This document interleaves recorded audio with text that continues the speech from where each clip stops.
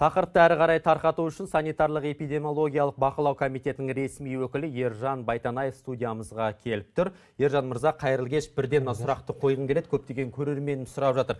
Қызыл шығады, жасыл шығады, сары, көк деп, бұның бір-бірінен айырмашылығы неде? Соны көрермендерімізге қысқада нұсқа түсіндіріп өтсек, және де осы ашық жүйесі түрлі интернет банкингтерде де бүгін іске қосыла бастады. Қызыл шыққан адамдар, сары шыққан адамдар нені білдіреді? Жалпы қызыл шыққан адамдар, олар қазіргі уақытта ауырып жатқан адамдар, олар ПТР тесттің нәтижесі бойынша үйде болу керек, не болмаса ем қабылдау керек. Оларға сыртқа шығуға болмайды. Сонымен қатар сары түс шыққан адамдар, олар сол ауырған адамдармен тығыз қарым-қатынаста болған, яғни ол азаматтар үйде 14 күн карантинде жату керек. Бірақ өкінішке орай біздің азаматтарымыз ауырғанын біле тұра қаланы кезіп жүрген азаматтар бар. Бүгінгі статистикаға сүйенсек, Қазақстан бойынша 3000 адам осылай көше кезіп жүр екен, сары қызыл шықса да. 3,5 мыңнан астам азаматтарымыз бізде көше кезіп, кез келген жерді аралап, ауруды одан ары тарқатып жүр. Оларды қандай жаза күтуде? Оларды үстіміздегі жылдың 10-шы маусымынан бастап, яғни ертеңгі күннен бастап, егер біле тұра ауырғаныңды, біле тұра қаланы кезіп жүрсең, оған автоматты түрде 87.500, яғни 30 айлық көрсеткіш бойынша айыппұл салынады. Яғни олар бір жерге барып ұсталса, содан кейін екінші жерге барып ұсталса, ол айыппұлдың саны да көбейе береді. Ал көк түс және жасыл түс, олар емін-еркін жүре береді? Олар емін-еркін жүре алады. Жасыл түс, олар жуық арада 3 тәулікке дейін ПТР тест тапсырып, нәтижесі теріс шыққан азаматтар. Көк түстер бойынша олар қазіргі уақытта ешқандай олар туралы ақпарат жоқ.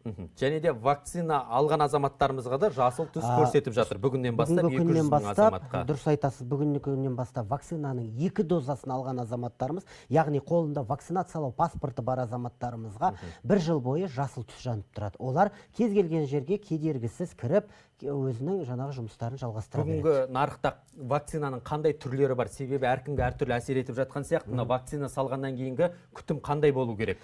Жалпы елімізде 1 ақпаннан бастап бізде Спутник V, яғни ресейлік вакцина келінді.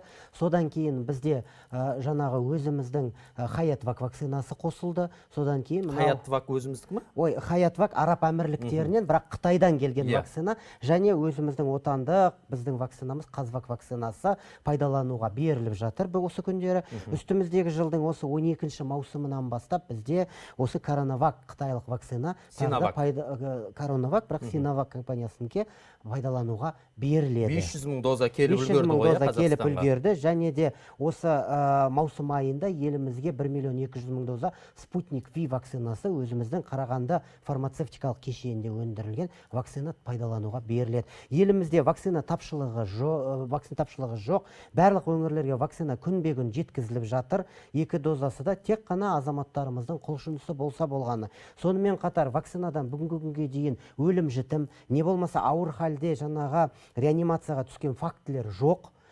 Тек қана өзі вакцинаның көрсетілген жаңағы өзінің симптомдары бар, яғни кішкене ғана дене қызуы көтерілу, уколдың орны ауруы, не болмаса кішкене көңіл күйдің жоқ болуы. Олардың бәрі вакцинаның өзінің жаңағы әсері, одан қорықпау керек. Дене қызуы көтерілген уақытта азаматтарымыздың барлығы дерлік жай ғана жарты таблетка парацетамол, не болмаса қызуды түсіретін басқа да дәрілерді ішу керек. Сорпа ішу керек.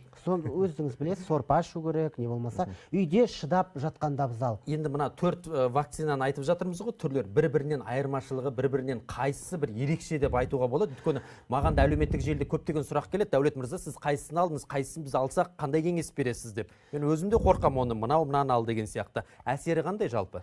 Жалпы елімізде қазір пайдаланып жатқан вакциналардың ішінде Спутник V вакцинасы векторлы вакцина.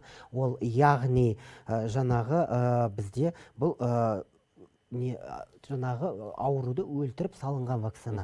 Ал енді Қазвак, Хаятвак, сонымен қатар жақында пайдалануға берілетін Коронавак вакцинасында бізде олар аденовирусты вакцина. Бұл вакциналардың барлығының бір ғана түпкі мақсаты бар. Ол адамды аурудан қорғау, ауырғанның өзінде ол азаматты ауруды жеңіл өткізу. Бәрекелді. Ержан мырза, біз енді тікелей эфир болғандықтан уақытта тығыз студиямызға келіп, көрермендер сауалдарына жауап бергеніңізге алғыс білдіреміз.